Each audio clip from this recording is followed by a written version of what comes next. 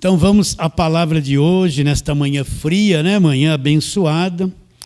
Abra sua Bíblia na carta de Paulo aos Colossenses, aquela série de meditação na carta de Paulo aos Colossenses.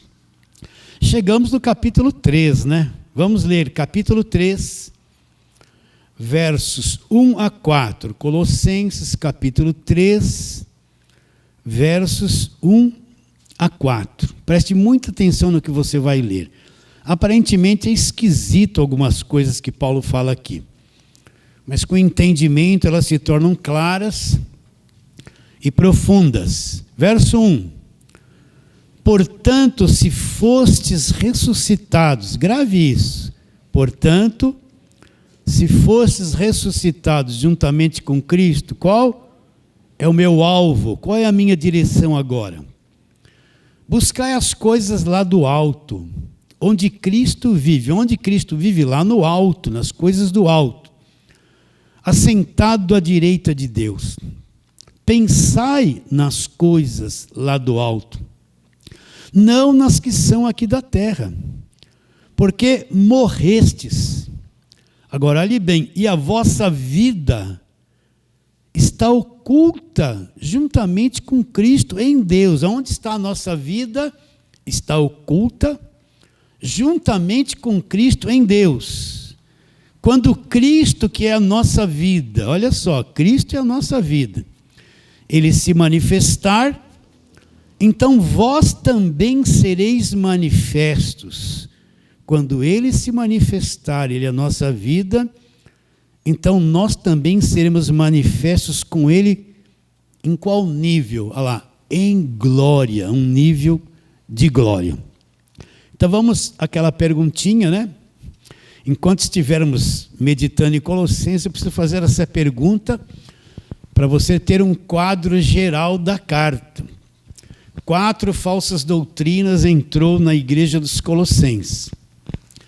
Então vamos àquela mesma fala. O que acontece quando uma igreja se abre para a falsa doutrina?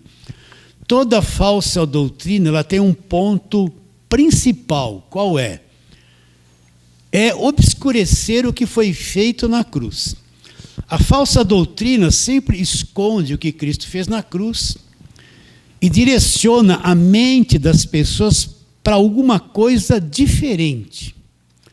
Então nunca esqueça, quando a igreja é invadida por falsa doutrina, ela traz um obscurecimento do que foi feito na cruz e ela mostra o que o homem tem que fazer, as obras, o esforço que ele tem que fazer para tentar alcançar aquilo que foi dado gratuitamente por aquilo que Cristo fez na cruz.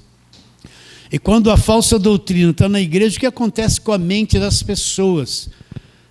Cria-se um véu na mente delas, e elas, quando olham para a obra da cruz, elas falam assim: eu acredito em Jesus Cristo, no que Ele fez. Mas quando olha para a obra da cruz, parece que aquilo não é suficiente. Parece que aquilo é meio fraco, parece que aquilo não tem tanto efeito. Ela que tem que conquistar, que lutar, que tomar posse, que determinar, que exigir, tudo passa a depender dela e não daquilo que foi feito na cruz. Aí ela se abre para um monte de ensinamento errado, ela se abre para as campanhas, para os votos, os sacrifícios, se abre para o Velho Testamento, para aquela mentalidade da lei, e fica totalmente cega para aquilo que Cristo fez na cruz. Ela perde Cristo de vista. Foi isso que aconteceu com os Colossenses. E quais foram as 4 falsas doutrinas que entrou na igreja dos Colossenses? O asceticismo, o gnosticismo, o misticismo e o judaísmo. Então, o que é o asceticismo? Tentarei ser breve. É toda a doutrina que põe jugo e cobrança e peso sobre as costas das pessoas. E essa doutrina traz sofrimento. Cobra-se muito da pessoa, exige-se muito dela. Põe uma lista enorme diante dela, não pode fazer isso, não pode fazer aquilo. Proíbe ela de um monte de coisa. E se ela falhar em qualquer uma delas, ela vai perder a salvação. Não é? Então, é um monte de proibições, um monte de regras, de normas que ela tem que praticar. E é posto diante delas uma outra lista. Olha, você não pode fazer isso, você não pode fazer aquilo, você não pode. Enche ela de proibições. Querem impor sobre elas até a roupa que elas têm que vestir, o que ela tem que fazer. Porque se ela fizer alguma dessas coisas que não pode fazer, então Deus vai se afastar delas. Então põe elas dentro de um rigor extremamente exagerado que ninguém consegue cumprir. E no meio destes pensamentos, dessa falsa doutrina, surge o Deus da barganha. Eu tenho falado isso muito. O que é o Deus da barganha? É o Deus que, para me beneficiar, fazer alguma coisa a meu favor, tudo tem um preço, tudo tem um custo. Não depende de Deus, depende de mim fazer alguma coisa para Ele. É um Deus que, aí vem a doutrina, eu tenho que pagar preço, eu tenho que dar coisas para Ele. Ele gosta muito das ofertas, dos dízimos. E para Ele me beneficiar, se eu estiver apertado financeiramente, Ele me beneficiar, eu tenho que dar muita coisa, eu tenho que sacrificar em dinheiro, ser um dizimista, e se não for, eu estou debaixo de maldição, o devorador vai devorar todas as minhas finanças. É um Deus que só age ao meu favor. Primeiro eu tenho que fazer alguma coisa e agradar a Ele. Vocês estão entendendo? E Ele vai avaliar o que eu fiz para Ele, e aí, baseado nessa avaliação, que Ele pode me beneficiar. Então, Ele é um Deus que eu tenho que dar o meu melhor, eu tenho que dar tudo que tenho. Você vê nessas igrejas da televisão, é dízimo, é trízimo, tudo ligado ao dinheiro, é voto, é sacrifício.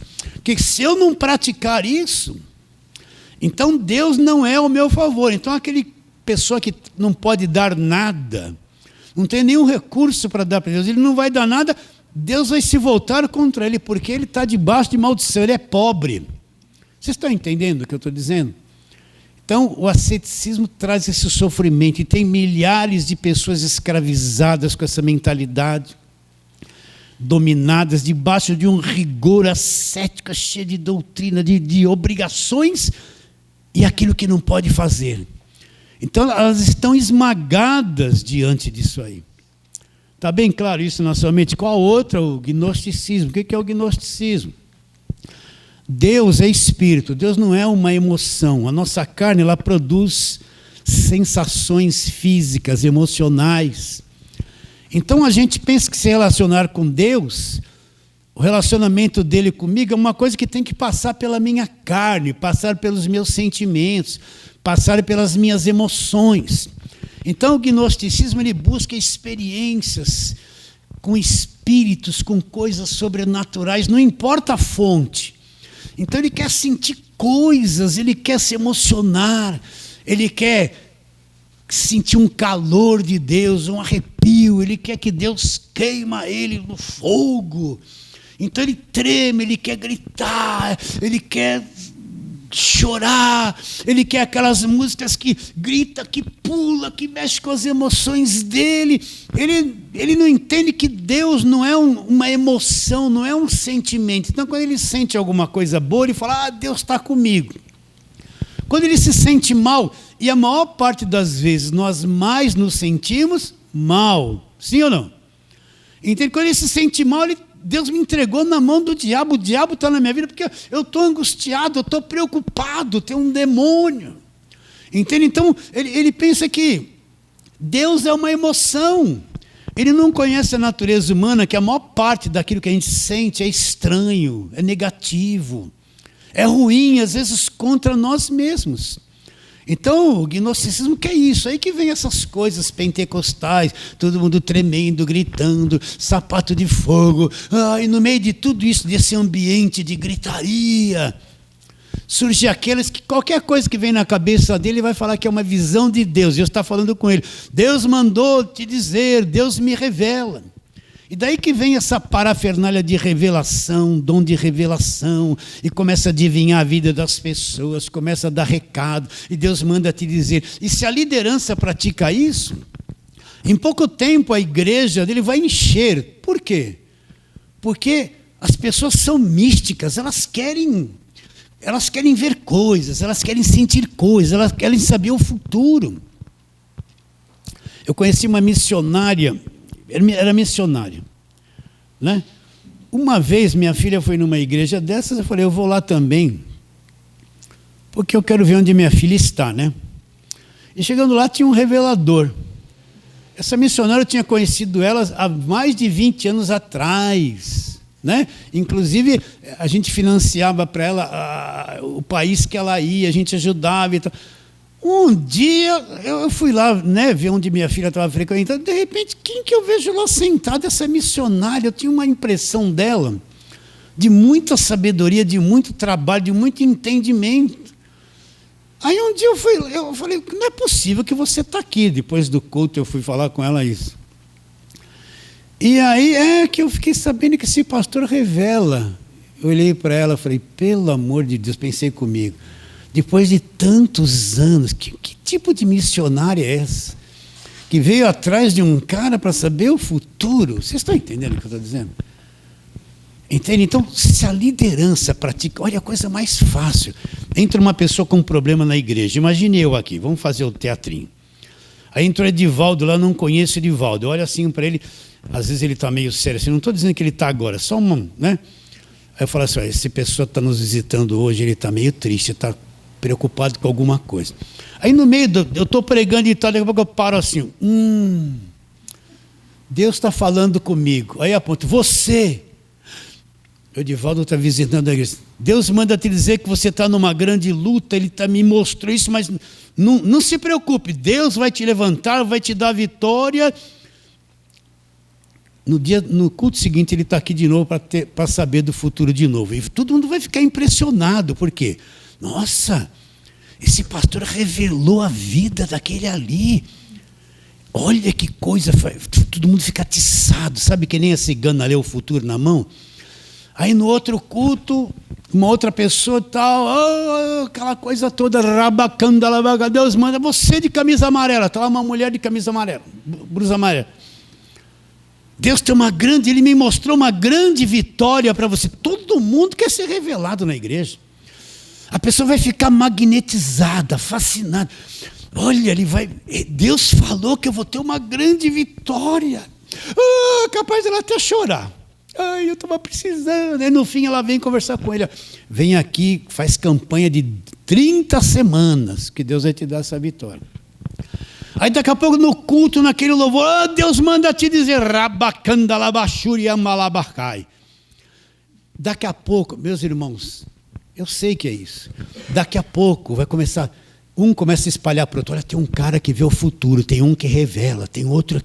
Daqui a pouco a igreja lota de gente para vir atrás, a gente que não conhece o evangelho, não conhece a verdade, para vir atrás do indivíduo que revela e mostra o futuro. Quando acabar o culto, fica aquela fila de gente que todos querem que ele imponha a mão sobre a cabeça deles, para ele ver se Deus mostra alguma coisa. A palavra não serve. O que serve é que o indivíduo vai adivinhar na vida das pessoas. E ele pode falar qualquer coisa da vida da pessoa que vai dar certo. Era isso que eu estava esperando. Quem quer uma bênção aqui? Todo mundo levanta a mão. Olha, Deus manda te dizer que Ele vai te abençoar. Tenha paciência. Receba a vitória. Receba enfunhar a cabeça na mão da pessoa, jogar ela no chão pelo poder da mão, não pelo poder de Deus. É o gnosticismo. Então você vê uma leva de gente dentro da igreja correndo atrás de adivinhos, correndo atrás de emoções, de pessoas que vê o futuro, não é? Pode ver, vai num culto pentecostal, você vê um monte de gente tremendo, aquelas coisas todas. Eu preciso falar assim, que eu vim desse meio e pratiquei esse tipo de coisa. Então é fácil enganar as pessoas. Eles acham que até que aquilo que veio na cabeça deles é Deus falando. Qual outra coisa? O misticismo. Falei que ia ser rápido e não estou sendo. O que é o misticismo? O culto que nós prestamos a Deus é um culto direcionado a Deus, baseado no Evangelho, na palavra de Deus. Não se pode acrescentar nada. Então, o culto consiste em você adorar a Deus e ser edificado com a pregação da palavra de Deus. E o que é que vai medir se o culto é verdadeiro ou não? Baseado naquilo que está sendo ensinado e que está escrito. Está bem claro isso? Se está escrito no Evangelho, é verdade. Se não está escrito, ainda que a pessoa tenha tido uma experiência, não é a verdade. Por isso que eu preciso conhecer o Evangelho, porque eu posso avaliar se aquela igreja, aquele ministério prega a verdade ou não. Eu tenho conhecimento para julgar. Entende? Não é julgar para condenar, é para avaliar se prega a verdade ou não. Agora, se eu não conheço nada do Evangelho, eu acredito em qualquer besteira que falam para mim, porque eu estou desprotegido de conhecimento. Então você vai numa igreja evangélica, você vai encontrar a macumba lá dentro, um pouquinho de macumba, um pouquinho de espiritismo, um pouquinho de catolicismo e um pouquinho em nome do Senhor Jesus. Jesus é o Senhor. Vocês entendem quando eu falo assim, meio carioca, né? Você sabe que igreja que os líderes falam assim, né? Entende? Então você vai lá, ó, você vê macumba, sessão de descarrego, banho de descarrego, um monte de coisas supersticiosas, um monte de amuletos supersticiosos que é distribuído como se aquilo fosse portador de bênção. São cultos que invocam o nome dos demônios. São cultos que você vai lá, o pai de santo dá um passe na pessoa com a mão dele, você vai lá, ele vai tomar o passe do pastor. E geralmente sempre sai um mal. Aí você vê aquele culto, um monte de gente, põe a mão na cabeça. Sai. A pessoa é crente há tanto tempo e tem mal nela ainda, então tem que pôr a mão na cabeça para expulsar o diabo que está nela. Você vê nas cartas de Paulo, alguma vez Paulo expulsando o diabo de crente, ou um crente endemoniado? Nunca ele falou isso nas cartas dele.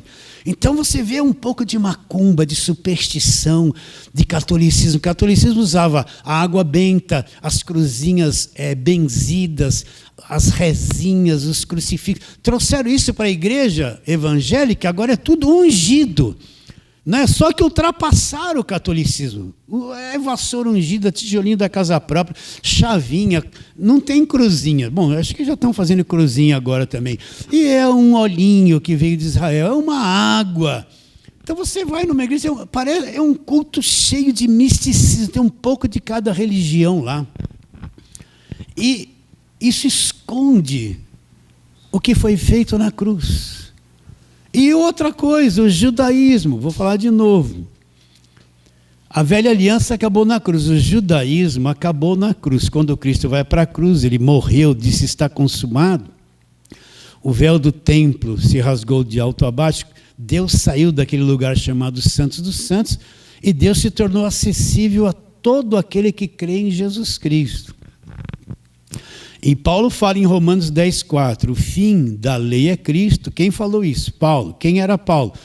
Um judeu de nascimento, que desde criança ia nas sinagogas e aprendia a lei. Ele fala em Gálatas capítulo 1, que da idade dele, na nação dele, não tinha ninguém que ultrapassava a estatura de conhecimento e de prática do judaísmo que ele tinha.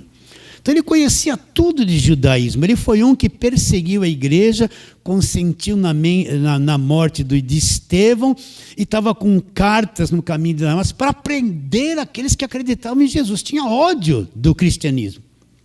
No caminho, no meio do caminho, ele não estava se arrependendo, ele não estava orando, ele não estava buscando a Deus, ele não estava dando glória. Jesus se manifesta, aparece para ele, ele cai por terra e dali para frente ele vai explicando que ele teve revelação do Evangelho da graça de Deus. Então ele era um judeuzão ferrenho, guardador de lei. Quando ele encontrou Jesus, e Jesus revelou o Evangelho para ele, ele viu que tudo aquilo que ele acreditava havia se acabado. Ele viu que todas as práticas da velha aliança, tudo aquilo, quando Cristo vem, aquilo tudo se cumpriu e o próprio Cristo acabou com tudo aquilo na cruz. A mentalidade da velha aliança, do judaísmo, acabou na cruz. Começa-se um novo testamento, uma nova aliança, uma revelação da graça de Deus intensa, No judaísmo, tudo dependia do comportamento do homem, era o esforço do homem. Na nova aliança, o esforço do homem é inútil, porque é um esforço manchado. Tudo depende da graça de Deus, é pela graça de Deus. Então a velha aliança acabou. Eu sei que quando a gente fala assim, vamos falar, então vou rasgar o Velho Testamento e dividir a Bíblia, só ficar com o Novo. Não, o Velho Testamento é útil, você tem que conhecer. Entende? Você tem que saber tudo aquilo ali, porém entendendo que na cruz tudo aquilo acabou. Eu não vou mais me submeter às doutrinas do judaísmo, porque eu vivo agora no Evangelho da graça de Deus.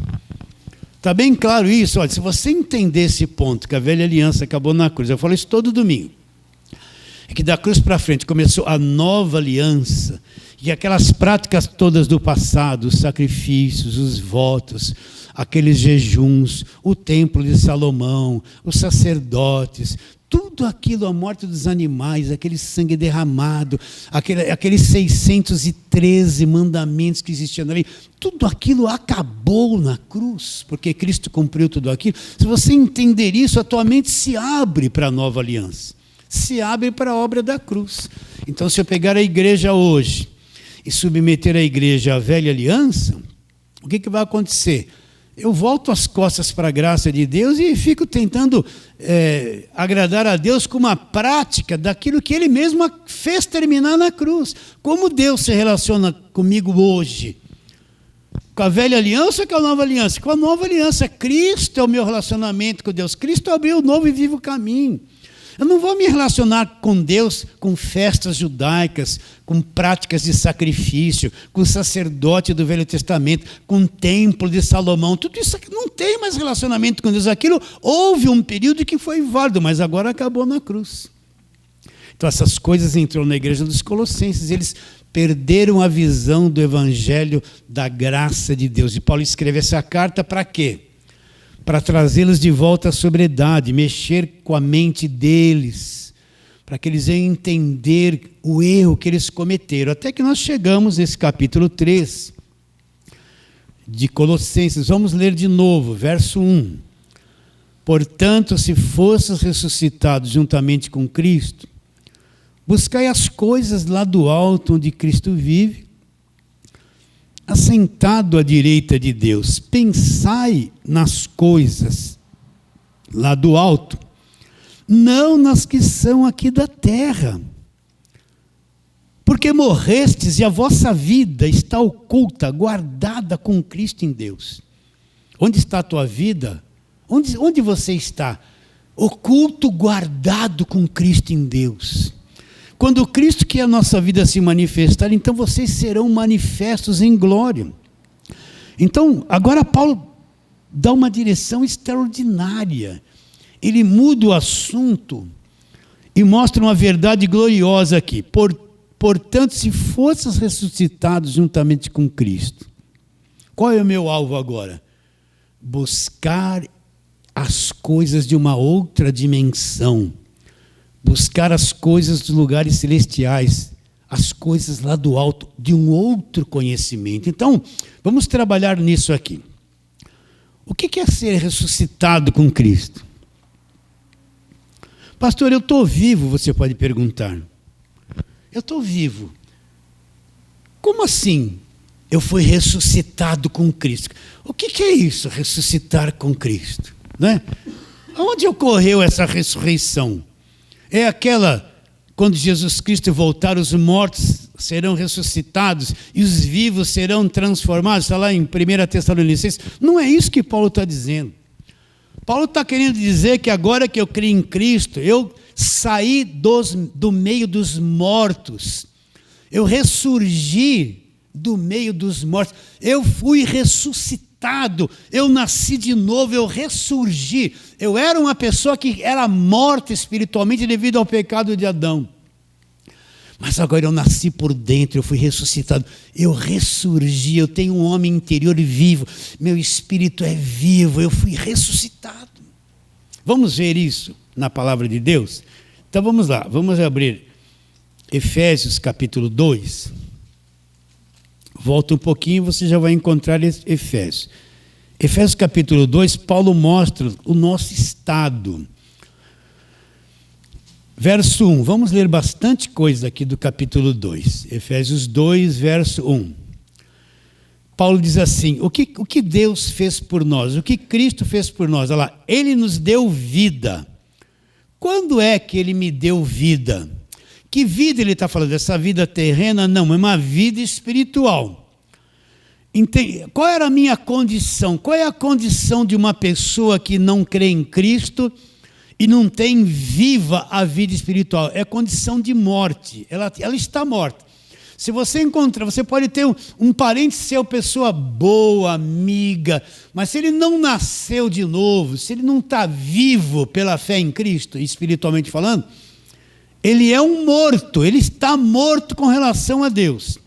Então ele diz assim, Ele nos deu vida quando? Quando nós estávamos mortos nos delitos e pecados.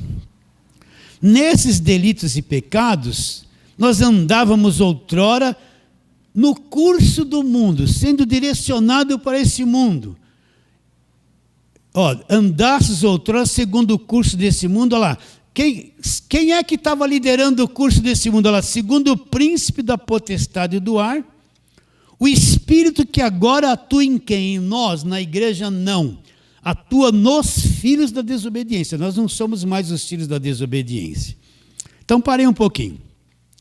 Então, nós estávamos mortos nos delitos e pecados. Você lembra a vida que você tinha antes de conhecer a verdade? Você trabalhava, tinha uma vida normal. Mas quando se falava em Deus, havia uma morte dentro de você. Você não tinha nem noção. Você poderia servir ao espiritismo, ser um católico, um macumbeiro, até gostar da religião que você praticava.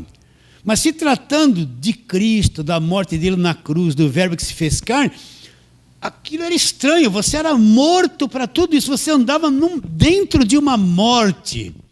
E você seguiu o curso do mundo, normal, seguindo o curso do mundo. Estava morto, não conhecia nada de Jesus Cristo. Eu ia na igreja católica, eu via lá aquela imagem do Cristo lá no altar, com aquele sofrimento, aquele coração passando uns espinhos assim, ele assim morto. Desde criança, eu ia lá, punha a mão nele, dava um beijinho assim no pé dele, que todo mundo fazia isso, né? Estava morto para Cristo. Então nós estávamos mortos, você era morto devido ao que Adão fez na cruz. Você já nasceu morto, se tratando das coisas do Evangelho, entende isso? Eu não tinha nenhuma vontade de conhecer a Deus, eu estava totalmente morto. Agora Deus interviu na minha vida, eu criei em Cristo, Ele me deu vida na condição que eu estava morto, nos delitos e pecados. Segui o curso do mundo. Naquele tempo falar mentira era uma coisa normal, era até gostoso, dava até para ganhar um dinheirinho falando mentira, né? Cobiçar a mulher do próximo era gostoso, e a mulher cobiçar o marido da próxima era gostoso, né? A gente vivia se odiando, brigando, era tudo normal, gostava de odiar as pessoas, tinha um monte de inimizade, estava morto. Éramos governados pelo príncipe da autoridade do ar, o espírito que agora atua em quem? Não na igreja. Para a igreja ele já foi anulado, destruído. Atua nos filhos, nos mortos, nos filhos da desobediência. Nós estávamos mortos. Você consegue enxergar isso? O que é um morto? Você vai lá no velório, a pessoa está no caixão, mas não é mais ela, aquilo vai voltar ao pó. Ela não consegue, naquela condição, se relacionar mais com os vivos. Acabou.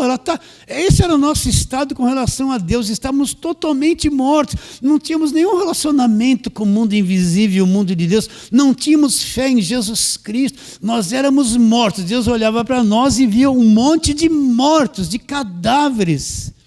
Essa era a nossa condição. Sem reação nenhuma, né? Agora ele nos deu vida, continua a leitura. Verso 3, entre os quais também todos nós andávamos segundo as inclinações da nossa carne. A gente vivia para satisfazer a nossa carne, o nosso corpo, fazendo a vontade da carne e dos pensamentos. E éramos, por natureza, olha a natureza caída aqui, filhos da ira, como são os demais. Nós não somos mais esses filhos da ira. Nós somos filhos de Deus agora. Ah lá, mas Deus, sendo rico em misericórdia, por causa do grande amor com que nos amou, e olha o nosso estado, estando nós mortos nos delitos, o que ele fez?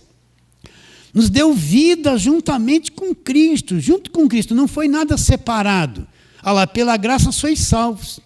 E juntamente com ele nos ressuscitou e nos fez assentar nos lugares celestiais em Cristo. Então, aonde que acontece essa ressurreição? Se a Bíblia está dizendo que nós somos ressuscitados, ele nos deu vida. Então Deus vem até nós, nos desperta, nós cremos em Cristo, entendemos o Evangelho, ele nos deu vida, nós somos ressuscitados. Deus olhava e via um monte de mortos.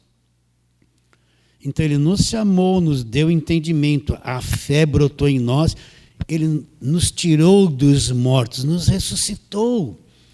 Aonde acontece isso? Não é uma coisa física, é uma coisa lá no nosso homem interior, no mundo interior. Então nós somos ressuscitados com Cristo. Quando eu creio em Cristo, ele ressuscitou e quebrou o poder da morte, e nós somos ressuscitados pelo poder de Deus.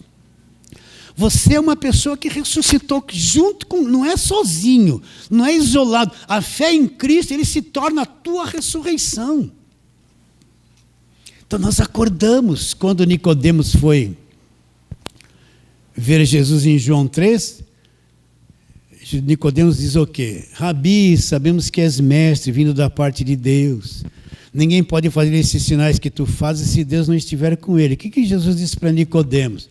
Quem era Nicodemos? Um dos principais judeus, um mestre, um ensinador, uma boa posição religiosa na sua nação. Mas Jesus disse assim para ele, conhecia todo o Velho Testamento, era um praticante da lei, mas era morto. Aquele conhecimento que ele tinha não dava vida para ele. Jesus falou o que para ele? Nicodemos, se você não nascer do alto, ou nascer de novo, ou nascer do Espírito, você nunca vai me entender. Você não vai entrar no reino, você não vai ter nenhuma visão do reino, não vai ver, não vai entrar, não vai, está morto, vocês estão entendendo?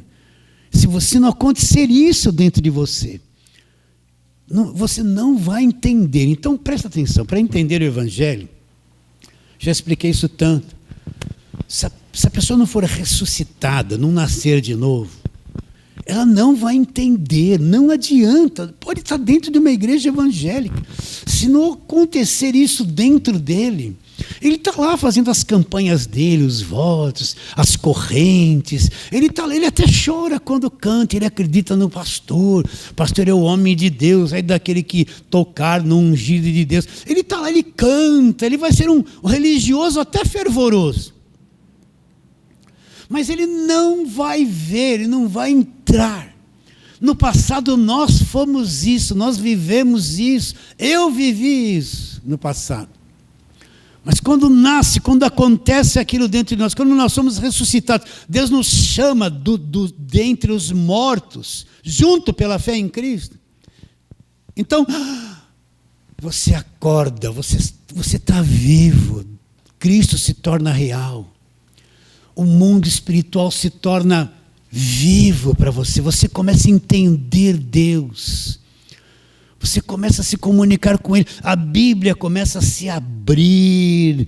O Evangelho começa a se abrir. Você ressurgiu dos mortos. Foi ressuscitado juntamente com Cristo.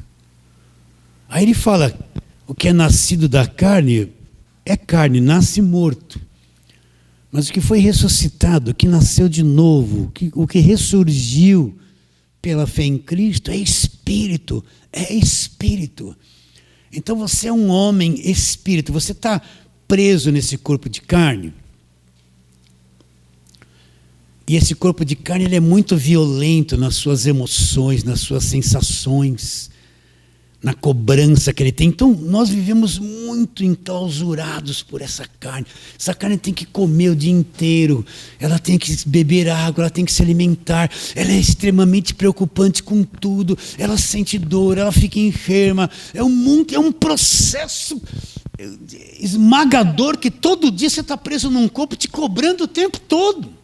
E parece que quase você não vê o seu homem interior, porque ele é delicado, não, ele é tão profundo em você, ele está vivinho lá, é o teu espírito. Porém, a carne é uma coisa agressiva que o encobre. E você vive a maior parte do tempo nessa tensão da tua natureza, cobrando, e tem que tomar café, e tem que almoçar, e tem que jantar, e tem que dormir, e abre a boca, e está com... É uma perturbação, esse corpo é uma perturbação. Você quer fechar os olhos e adorar a Deus, mas daqui a pouco tua carne está inquieta, né? Você está lá no WhatsApp e não está com sono, fechou os olhos para orar, a carne não suporta, a carne é uma coisa terrível. Está assistindo a televisão e está assim, vai orar, a carne é contrária. Então você não tem assim, como você sente a carne, você não sente esse homem que ressuscitou, esse homem interior. Mas ele existe, você é além do teu corpo, é o homem interior do coração, que nós já falamos muito isso. Esse é o que ressuscitou dos mortos. Você foi chamado, você vivia morto nos delitos e pecados com toda a raça humana caída. Ele te deu vida, te ressuscitou, fez você sair dos mortos, nasceu de novo, junto com Cristo. Fora de Cristo não tem esse acontecimento. Por isso que na velha aliança ninguém nascia de novo. Não tem ensino de novo nascimento. Não tem ensino de ressurreição na velha aliança. Porque lá não podia acontecer isso. Cristo não havia pago o preço, morrido na cruz, trazido esse conhecimento à tona pelo Evangelho da graça de Deus. Então, o que é ser um crente verdadeiro? Presta atenção, vou fugir um pouquinho. É o quanto você vive pelo teu homem interior. Presta atenção. O seu homem exterior é briguento, quer só os direitos dele, é nervoso, xinga, briga, né? Você é uma víbora, não é? Ou sou só eu? Não, acho que nós somos todos, né? Porque a gente não acha que a gente é uma víbora, mas você faz coisas estranhas, não faz? Sim ou não? Né? Agora, perdi o ponto aqui. Perdi o ponto. Por falar, quando eu falo dessa natureza terrena, é uma coisa terrível. Fala, Edivaldo. Ah, sim. Boa, Edivaldo. Ainda bem que eu tenho vocês aí. Então, o que é o ser o cristão? É o quanto eu vivo pelo meu homem interior. É o quanto, quando eu vou lidar com uma pessoa, se vai ser a carne nervosa que vai lidar, ou vai ser o meu homem interior manso, tranquilo. É o quanto, quando alguém pede alguma coisa para mim, me pediu R$50, o que a minha carne vai fazer? Eu não gosto de dar R$50, não é? Mas o meu homem interior, ele é calmo, ele vai dar, e às vezes nem quer de volta. Vocês estão entendendo o que eu estou dizendo? Isso aí acaba com qualquer orgulho na carne. É a forma que você trata as pessoas, é a forma que você é dentro de casa, é a forma que você relaciona com a sociedade, com o mundo. O verdadeiro cristão, o que Deus quer é que esse homem interior se externe. Aí quando ele vai se externando, aí a misericórdia, o respeito ao próximo. Paulo fala lá em Efésios, longe de vós toda gritaria, né? Já chegou um momento que você está na sua casa, a mãe fala alto, o filho fala alto, o neto grita, todo mundo gritando, já percebeu? Já falou, todo mundo brigando, só falta armar um ringue e sair na porrada lá, né? Olha, falei porrada, que né? Você tem bastante gente na tua casa, de vez em quando todo mundo está falando ao mesmo tempo e gritando um contra o outro. Você percebe? Não é? O que é ser um cristão? No meio de tudo isso, você tem o homem interior se externar e você não cair na mesma coisa e ser igual a eles. Esse é o alvo. Então, isso é uma coisa que demora para aparecer. Por quê? Porque a nossa carne é tão intensa. E o homem interior, ele não é uma coisa agressiva, ele é espírito. É isso que Deus espera. Eu sou crente, mas vivo xingando, brigando, nervoso com todo mundo. Né? É mais fácil fugir de todo mundo, se isolar e ser crente sozinho, do que estar no meio da nossa parentada toda doida e não ser doido como eles. Né? É mais fácil, não, condenar todo mundo, mas não vai lá, porque tem medo. E está lá no meio deles e ser uma pessoa normal, onde todo mundo olha e fala assim, puxa, esse cara é equilibrado, é manso, não xinga, mesmo sendo italiano. Quem tem descendência de italiano aqui? Fala alto, fala demais, né? Eu sou desse, o nariz é assim, ó, meio narigudo, né? Isso é o verdadeiro cristão, é quando eu vou expressar meu homem interior expressa Cristo. Esse é o homem interior. Esse é o ressuscitado com Cristo, é o que nasceu de novo. Não é o quanto ele tem de aparência. Você pode vestir uma mulher da santidade pentecostal, cabelo até a cintura, manga até aqui, saia até o pé, não pode pôr saltinho, não passa um esmalte no dedo, não passa um batom, ela ser branca daquele jeito, não passa nenhum creme no rosto, é santa, mas por dentro está a víbora. Isso não é santidade. Santidade é o seguinte, eu vou me vestir normalmente, porque de dentro para fora, eu tenho liberdade de pôr qualquer roupa, eu não ponho, porque meu homem interior me ensinou até onde chegar, até que limite, como falar. Vocês estão entendendo? Não é proibir a pessoa de um monte de coisa, solta eles, solta tudo.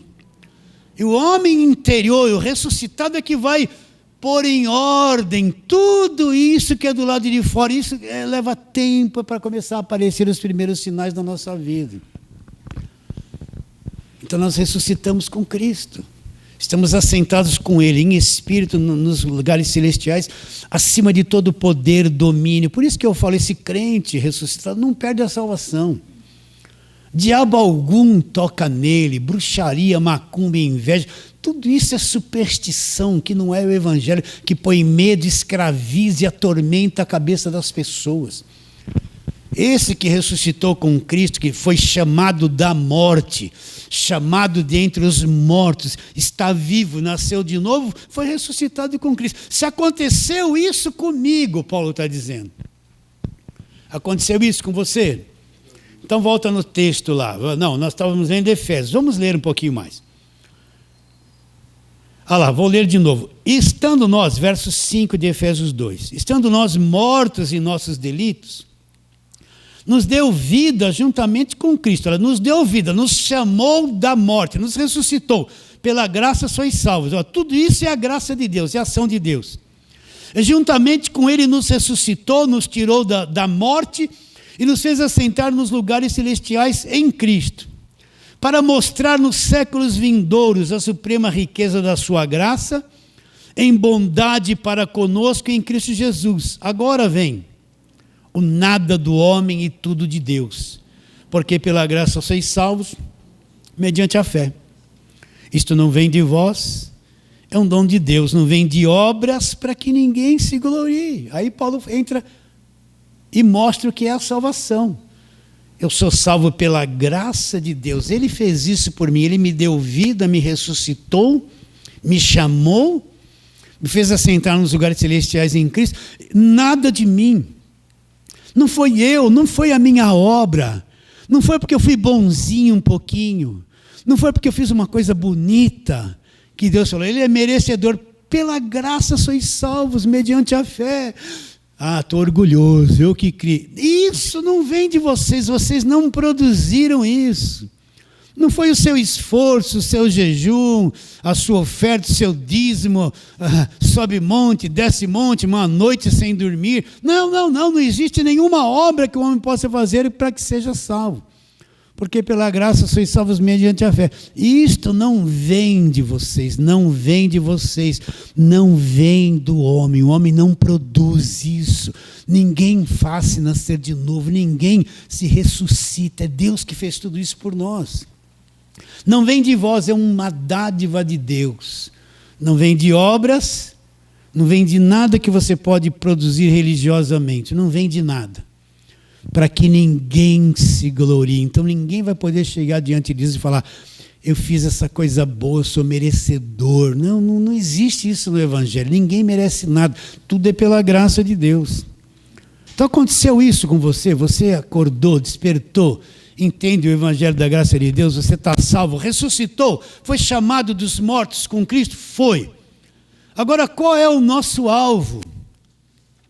Qual é o nosso alvo agora? Eu sei que você tem necessidade financeira, tem problema familiar, tem uma série de coisas que você gostaria que se resolvesse, para você ter uma vida na carne melhor, aliviado de certas coisas. Aí, a religião da carne, ela vai apresentar isso para você. Olha, Deus vai te dar dinheiro, Deus vai te prosperar, Deus vai resolver todos os seus problemas. Não tem um verso do Evangelho que diz assim: Deus vai resolver todos os meus problemas. Você está angustiado? Deus vai te tirar a angústia. Não tem essas coisas. Então, a carne produziu esse evangelho baseado na Bíblia assim: Deus vai resolver todos os seus problemas, vai fazer tudo o que você quiser. Se você obedecer a Ele, Ele vai te dar muito dinheiro, Ele vai fazer isso, Ele vai. Então as pessoas vêm para a igreja atrás desse evangelho da carne. Ela vem para a igreja atrás de solução de problema. Então esse evangelho da carne é aquilo que a pessoa só busca interesse dela. Eu quero o meu filho na igreja, eu quero melhorar, eu quero isso com o meu marido, eu queria tanto ter isso, então ver um monte de gente atrás de um Deus só para resolver problema, eu quero mais dinheiro, eu estou doente, eu vou atrás de quem cura, vai lá no homem do chapelão, vai lá, deixa o seu trízimo lá primeiro. Vocês estão entendendo? Então existe um evangelho que não é evangelho, um monte de gente cheia de necessidade, elas querem um Deus que resolva os problemas que elas arrumaram na vida. Resolvam tudo aquilo que elas fizeram de errado. Ela quer que Deus reconstrua aquilo. A mulher brigou com o marido o tempo todo, o marido foi embora de casa. Agora ela quer ir na igreja, que passa um olhinho aqui, o marido volta mansinho, cordeirinho no dia seguinte. Vai fazer campanha para a família. Não vai acontecer, isso é tudo ilusão. Então isso atrai multidões. Então você vê o evangelho na televisão, você vai prosperar, você vai ter casa, você vai ser isso, sua vida vai melhorar. E as pessoas correm atrás de soluções de problemas. Elas não conhecem o evangelho. Elas querem resolver, elas querem um Deus que tire elas logo das angústias delas, resolva tudo, dê alegria, é só vitória, quer vitória, aí começa o... Você vai ter vitória, tudo é vitória, é só vitória, é só vitória. Qual é a vitória para eles? Não é o que Cristo fez na cruz, é vencer, é que Deus resolve os problemas dele. Não tinha aquela música lá? Vou cantar aqui, posso? Deus resolve os seus problemas, né? Deus resolve os seus problemas, na terra, no mar e no ar. Nunca houve, não há problemas para Deus. Ele vai cantar isso. Isso é louvor? Isso é uma bobeirada do evangelho da carne. Deus vai resolver os seus problemas. É no ar, vai resolver. Está no mar, vai resolver. Está na terra, vai resolver tudo. Ele resolve tudo. Né? Quer vitória? Vai chorando, geme e chora. Resolve tudo. Essa música fala, resolve tudo. Resolve tudo. Não resolve, meus irmãos. Então, a pessoa vai na igreja, fica lá anos, fica frustrado. Às vezes fica pior do que estava. Larga e fala, isso aí, eu não quero esse Deus. Aí ela deu muito dinheiro, fez muita coisa, saiu de lá arrasada. Não quer saber do evangelho, porque eu nunca ouvi o evangelho.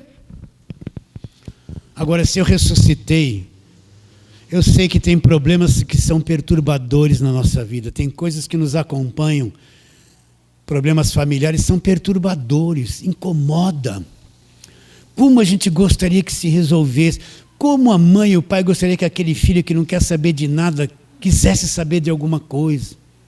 Não é? Que aquela doença terrível fosse curada, e não é, já pediu muito, não vem a cura.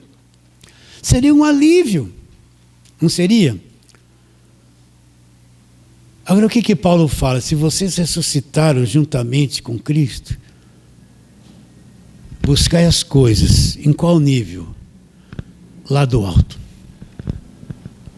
E não as que são aqui da terra. Ninguém vai ler. Quem prega só prosperidade não vai ler isso para você. Nunca vai ler isso na igreja. Ele vai dizer, prosperado. Deus vai resolver os seus problemas aqui na terra. Então o que Paulo está dizendo? Se eu sou essa nova criação, se eu sou esse novo homem, se eu ressurgir com Cristo, fui chamado dos mortos, ressuscitei, nasci do alto, então tem que ter uma coisa, no meio de toda essa vida terrena que eu tenho que buscar as coisas lá do alto, tem que haver uma intensidade dentro de mim, em conhecer essa outra dimensão, em conhecer o mundo de Deus, o mundo invisível de Deus. Como é, pastor, que eu vou conhecer? É só fechar os olhos e falar assim, me revela a Deus? Não. Por isso que aprendendo o Evangelho da graça de Deus, o Evangelho da graça de Deus me revela as coisas do alto. A não perda de salvação é uma coisa lá do alto. A justificação e a salvação é uma coisa lá do alto. A redenção é uma coisa lá do alto. A adoração, eu estou em contato com um ser extraterrestre que é Deus. Eu sou nascido dele, no meu espírito.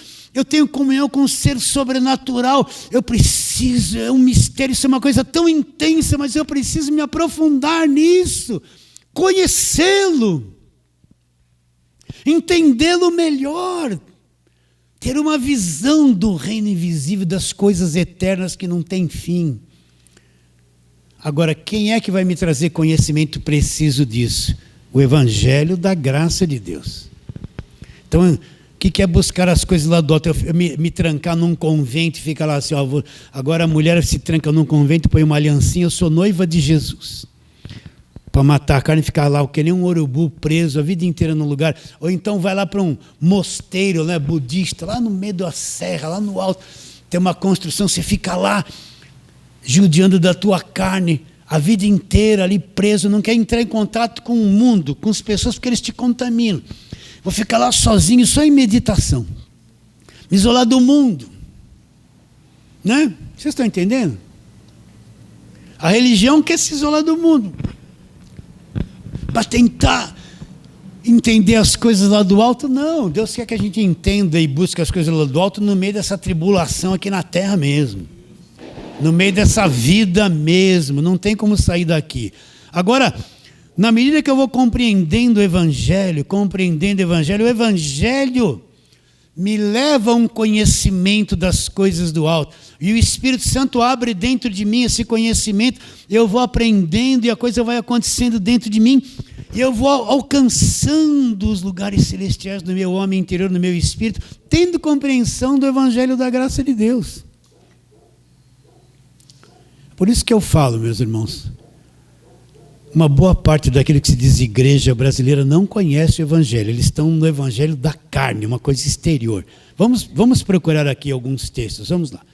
Primeira carta de Paulo aos Coríntios. Volta um pouquinho. Primeira carta de Paulo aos Coríntios, capítulo de número 2. Paulo vai falar de uma sabedoria que ninguém aqui na terra, nem os inteligentes conheceu. Então, primeira carta de Paulo aos Coríntios, capítulo 2, verso 6.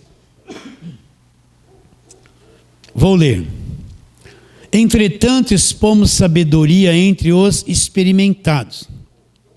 Não, porém, a sabedoria deste século, nem dos poderosos desta época, que se reduzem a nada. O que Paulo está dizendo? Que ele está expondo uma sabedoria, ele é pregador do Evangelho. É uma sabedoria que nem os mais inteligentes, nem os mais sábios da terra com a sua mente humana conhece. Aí ele diz, mas falamos, verso 7, a sabedoria de Deus em mistério. Era uma coisa lá, outrora oculta.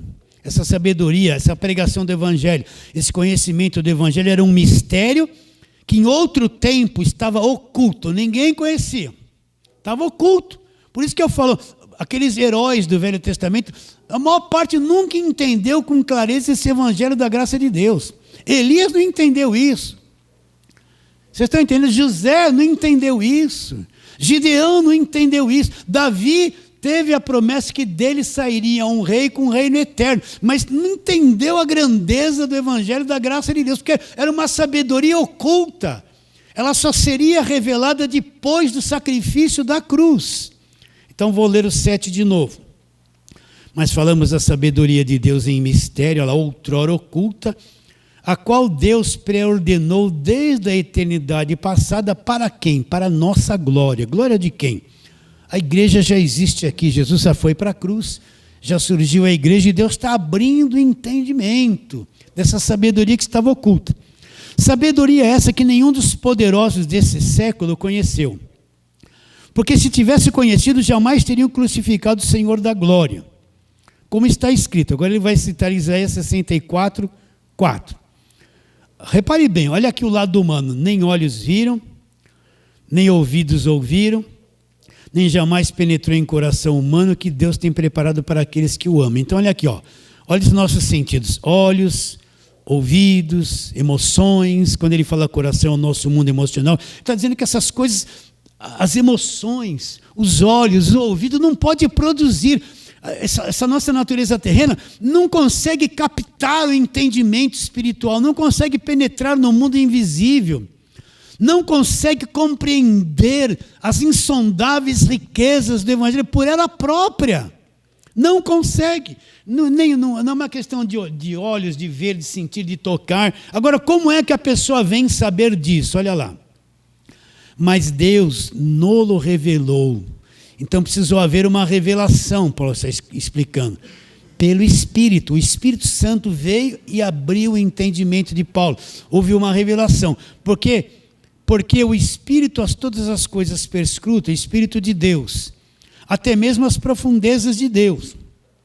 Porque qual dos homens sabe as coisas do homem, senão seu próprio Espírito que nele está?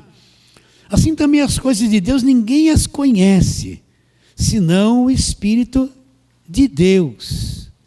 Agora, ele fecha no verso 12 dizendo: ora, nós não temos recebido o Espírito do mundo, e sim o Espírito que vem de Deus. Para quê? Para que conheçamos o que por Deus nos foi dado como?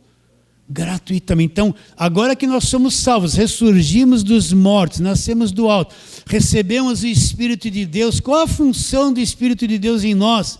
Entre outras, para que a gente conheça, tenha conhecimento daquilo que Deus já fez e nos deu gratuitamente. Agora, como é que o Espírito Santo vai trazer conhecimento? Eu não estudando as cartas de Paulo? Não. Como é que o Espírito Santo vai me fazer levar nas coisas profundas?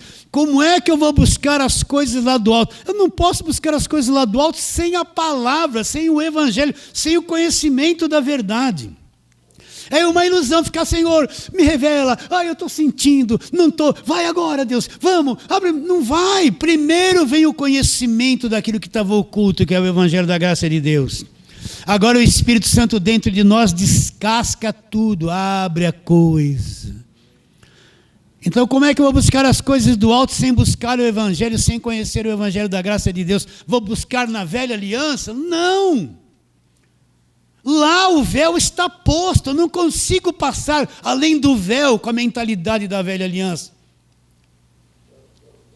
Como é que o Espírito vai abrir no meu entendimento? A palavra vem, eu conheço, o Espírito Santo fala assim, tchum, ele abre dentro de você o conhecimento. O ressuscitado recebe instrução, conhecimento, vai crescendo de dentro para fora. Por isso, o Evangelho é uma coisa interior dentro de cada um de nós, é um conhecimento interior de cada um de nós. Não se restringe o Evangelho a proibições externas, um monte de coisas externas, rituais externos. Isso não é Evangelho. Evangelho é um conhecimento que o Espírito Santo vem e me abriu dentro de mim esse conhecimento. Às vezes externamente é totalmente ao contrário da vida natural, é o oposto da vida natural. Não se encaixa na vida natural o Evangelho, mas no Espírito eu conheço. Então como é que eu vou buscar as coisas assim, do alto, conhecendo o Evangelho? Por isso que a vida espiritual é uma vida com uma certa disciplina. Eu não posso ser um relaxado, entende? Por exemplo, nós estamos gravando tudo isso aqui. Então você tem que rever isso aí 1, 2, 3, 4. Durante a semana, não deixa a tua mente ficar voando para tudo quanto é lado, entende? Pega isso que nós estamos falando, eu só vou te dar um ponto que você pode trabalhar. Tem que ter um tempo, é 1 hora, tem que ter um tempinho durante a semana. Para, reveja, abre na Bíblia, pausa, abre a Bíblia, onde está escrito, marca aqui, e vai olhando aquilo, e depois memoriza essas coisas. Sabe o que eu fazia antigamente? Eu tinha uma bibliona velha, eu fazia assim, bom, agora eu vou meditar em Efésios. Arrancava o Efésios da Bíblia, punha no bolso. Então, quando eu estava no metrô, em vez de ficar olhando assim, ó, sendo tentado olhar para outras coisas que não convém, ou então ficar lá, compra bala, compra isso, compra aquilo. Eu pegava, abria a Bíblia só num livrinho, né? Abria aquilo em Efésios, abria lá capítulo 1, dobrava no meio, ficava lendo capítulo 1, lendo uma vez, duas, três, ficava a semana inteira lendo a mesma carta. Aí quando dava aquela paradinha que o sono vinha assim, eu memorizava o versículo e meditava naquilo. Todas essas coisas que eu tenho falado para vocês, eu aprendi lá no metrô, às vezes num ônibus, 40 minutos para chegar no serviço, em vez de estar lá olhando assim, farol fechou, ia meditando naquilo num outro mundo. Então medita, é insistência na verdade. Por isso que eu fico repetindo, eu sei o que estou falando. Pode cansar a tua mente, vai cansar, mas que você vai aprender, vai aprender. Entende? Então o que é buscar as coisas do alto? Eu não posso ter uma vida relaxada, indisciplinada. Eu sou crente, sabe? Só domingo eu vou na igreja. Durante a semana toda eu fico... As redes sociais são uma coisa abençoada. Eu também fico lá no celular, também vejo um montão de coisa. Não é proibição. Mas no meio de tudo isso tem que ter um tempo onde eu vou acalmar minha mente, vou meditar na verdade, conhecer o Evangelho, me alimentar de Cristo, que é o Evangelho, buscar as coisas lá do alto, onde Cristo vive, pensar nas coisas lá do alto, pensar. O que é pensar? Você pega lá, Ele me libertou do império das trevas. Pare, pense, pare. Feche os olhos, me libertou do império das trevas, me transportou. O que é me libertar? Me libertar, me libertou de tudo, me transportou. O que é transportar? Sair de um lugar e ser transportado para outro, numa outra dimensão. Pare, busque as coisas lá do alto, e se der sono, faça isso de pé. Né? Encosta na parede assim, ó. Estica assim, né? Você está acostumado a ficar assim, ó, no celular, estica lá que você vai ficar desconfortável. O ombro vai ficar retinho, vai ser até bom. Dá um castigozinho na carne aí. E medita aquilo, medita. Posso dar aqui? Ó, eu sei que você abre o celular e fica vendo 500 vídeos, favor, quando uma baderna está com a tua cabeça. Faça isso se você quiser. Mas pega uma carta de Paulo e fala assim, olha, esse mês vai começar o mês de julho agora. Tem que ter disciplina. Esse mês eu não vou entregar a minha mente para qualquer lixo. Esse mês de julho eu vou me disciplinar. Eu vou pegar uma carta de Paulo e vou ler umas 10 vezes até o fim do mês. Vocês estão entendendo?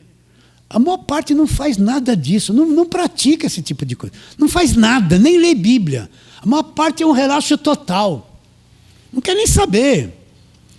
A maior parte dos crentes não leem, por isso que acreditam em qualquer besteira. Não estudam, por isso que acreditam em qualquer besteira. Pega o mês, a tua carne vai falar assim, você já leu esse capítulo agora mesmo, vai ler de novo. Vou ler de novo. Submete ela à leitura. Prepara a tua mente, olha, eu vou ler essa carta esse mês todo, a minha carne vai dizer, não, para com isso, memoriza, eu vou ter controle, eu vou meditar nisso. Quando você estiver lendo o texto pela 10ª vez, a tua cabeça está assim, de novo, para, se concentra, não, tem algo aqui que eu não vi. E leia, medite isso. A vida espiritual é anos de meditação, é anos que você ficou aqui meditando, buscando as coisas lá do alto. Para ser um pregador, você tem que ter pelo menos uns 15 anos. Que trabalhou, que estudou, né? A pessoa pensa que ser pregador é isso. Foi na igreja, você vai ser pregador. Deus manda te... No dia seguinte já está assim, Deus manda te dizer, receba. Esse é o pregador que ele é. Não aprendeu nada. Vai ensinar o quê? Ralamantária, pronto. Abre a boca que eu te encherei. Vai fazer isso. Por isso que prega tanta besteira e leva todo mundo para o gnosticismo, para a loucura.